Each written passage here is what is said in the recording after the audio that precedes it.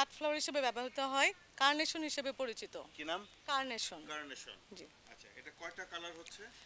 আমরা গত বছর উদ্যানতাত্ত্বিক ফসলের গবেষণা জোরদারকরণ প্রকল্পের আওতায় 4 ধরনের লাল, গোলাপি, সাদা এবং হালকা গোলাপি জাতের এই কার্নেশন সংগ্রহ করি এবং দেশের বিভিন্ন জেলায় আমরা এটার গবেষণা করছি, যে বিভিন্ন অ্যাগ্রো ইকোলজিক্যাল কন্ডিশনে আমরা স্ক্রিনিং করছি।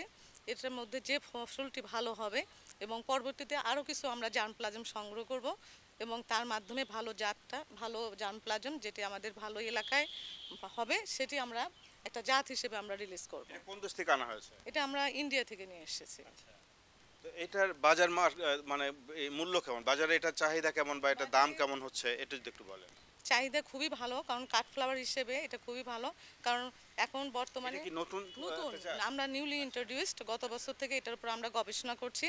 বর্তমানে আমরা মাইক্রোনিউট্রিয়েন্ট অর্থাৎ বোরনের বিভিন্ন ডোজ দিয়ে আমরা দেখছি ভবিষ্যতে যাতে এই ফুলটা ভেজ লাইফ যাতে ভালো হয়, কারণ বোরন যখন আমরা ইউজ করি তখন এটার কাঠফ্লাওয়ারের শক্তিটা খুবই বাড়ায় এবং ফুলের সজীবতা বাড়ায়। এখানে একটা স্টেমে কতগুলি ফুল ধরতে পারে? আনুমানিক 5 থেকে 6টি, এবং যার বাজার মূল্য এখন প্রায় 15 থেকে 20 টাকা এক একটি ফুলের।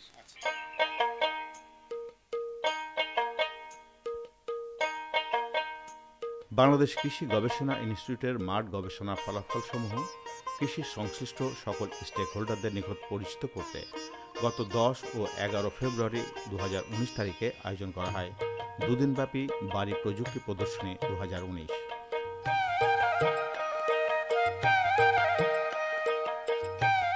মেলায় কৃষি কার্যক্রমকে যান্ত্রিকীকরণের লক্ষ্যে বাড়ি উদ্ভাবিত বিভিন্ন ধরনের কৃষি যন্ত্র প্রদর্শন করা হয়।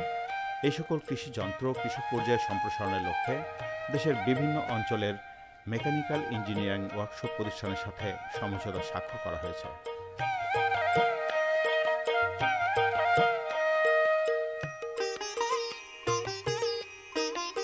এই স্টলে ভার্টিক্যাল হাইড্রোপনিক প্রযুক্তি ব্যবহার করে ফসল উৎপাদনের কৌশল দেখানোর পাশাপাশি ভাসমান বেড তলায় কৃষির সম্ভাবনা উপস্থাপন করা হয়েছে।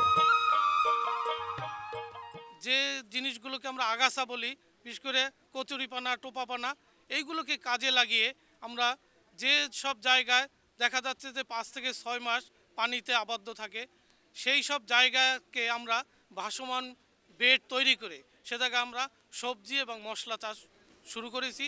এবং যদিও আপনারা জানেন এটা অনেক পুরনো একটা পদ্ধতি, বিশেষ করে গোপালগঞ্জ অঞ্চল, পিরোজপুর অঞ্চলে একটা পদ্ধতি, কিন্তু সেই পদ্ধতি একটা পুরনো পদ্ধতি। আমরা বৈজ্ঞানিক চিন্তা ভাবনায় নূতনভাবে কিভাবে এটা কৃষকদের মাঝে আরও কম খরচে এবং অর্থনৈতিকভাবে আরও লাভবান হওয়া যায়, সেই প্রেক্ষিতে আমরা বিজ্ঞানীরা আসলে কাজ করে যাচ্ছি এবং তারই প্রেক্ষিতে এই প্রজেক্ট হয়েছে।